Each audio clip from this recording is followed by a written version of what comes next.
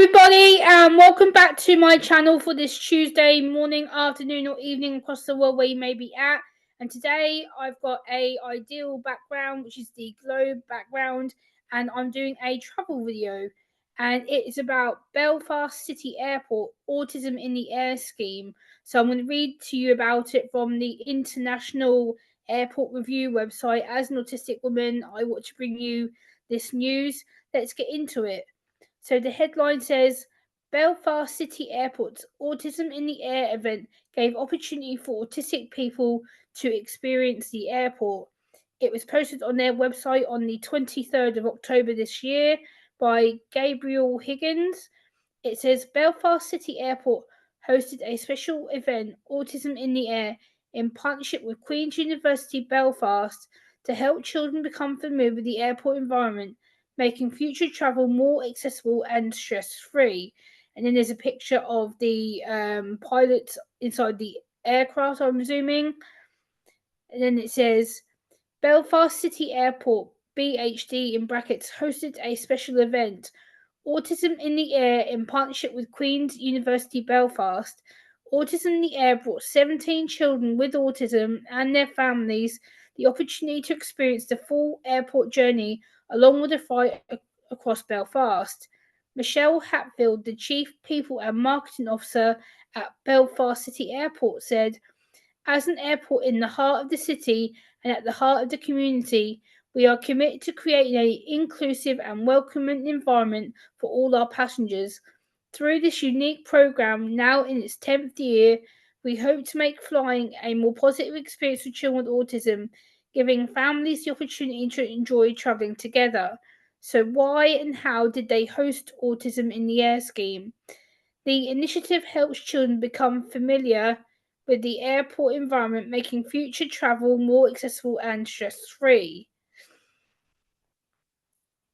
The session, which was the first of its kind, showed families of all aspects of the airport journey, including check-in, security, takeoff and landing, designed to help children build confidence in a calm and supportive setting.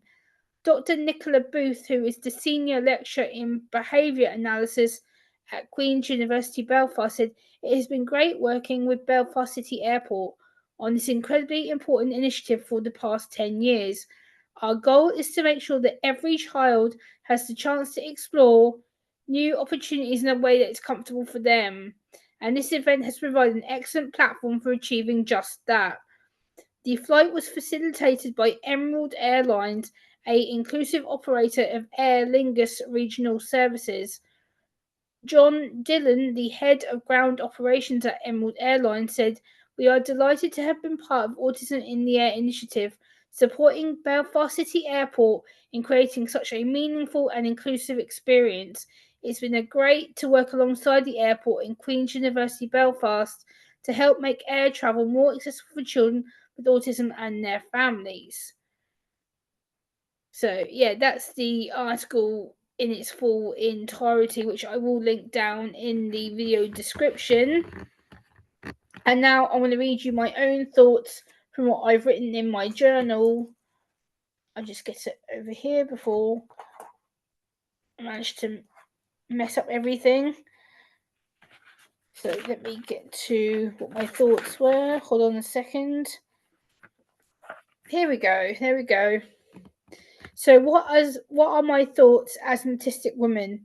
I think it's brilliant that the airlines are offering to do trial sessions for autistic children and their families to access an environment which can be overwhelming, stressful, anxiety-provoking and unknown when they get to the airport entrance, such as knowing what to do with regards to check-in, security, and taking off and landing can be quite sensory overwhelming and anxiety-provoking, as well as going into an unknown environment inside a plane and inside to the arrivals or departures lounges.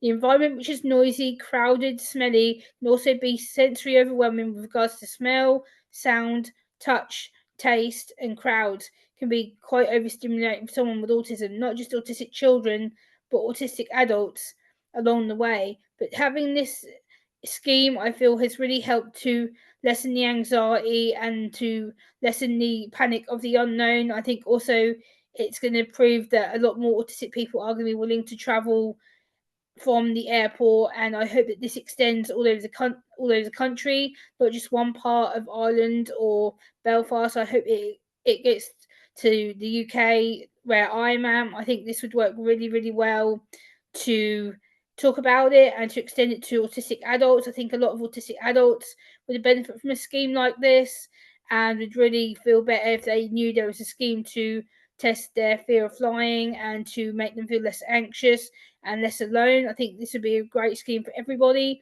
on the autistic or neurodiverse spectrum. I think this is just a starting point. It's a fantastic step forward in the right direction for communication and inclusion and neurodivergent support. I'm glad that Aer Lingus and Emerald Airlines have worked together on this collaboration to make it a success, and it sounds like it really did help improve the communication between the autistic children and their parents.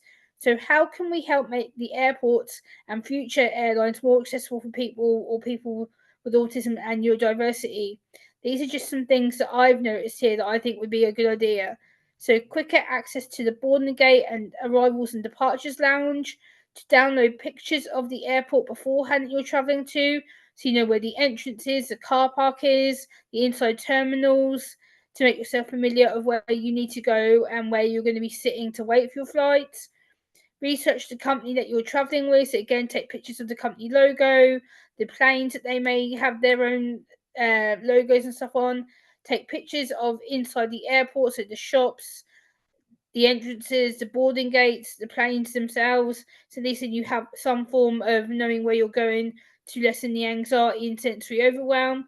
Download your favourite music onto MP3 players or onto phones and bring your headphones with you to lessen anxiety and again to lessen the sensory overwhelm that will be facing you within the airport. Bring some sensory fidget toys with you, so little small fidget spinners or something you can wear like jewellery, something that you can stim with that isn't going to make the security alarms or things go off.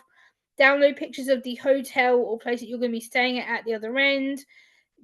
Look at their daily routine. A lot of hotels will put their daily routine plans up on the wall or have it in a picture frame. Take a picture of it so you know where you're going to be going and what activities and food are on offer for you. So that's just a few things that I'm thinking would help this scheme take off even more successfully. I think this is a right step in the right direction for all autistic neurodiverse people. I'm very pleased that something like this has finally been taking place in Ireland, and I hope it spreads across the rest of the UK.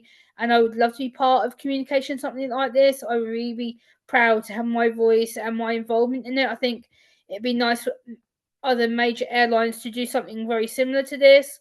I know most UK airports do the special assistance if you have a disability or hidden disability, which I will link down below in the video description. I will link about TSA, and I will also link this article and the details about it. But I hope you've enjoyed hearing my reading the article and my thoughts on it, and I will see you next time.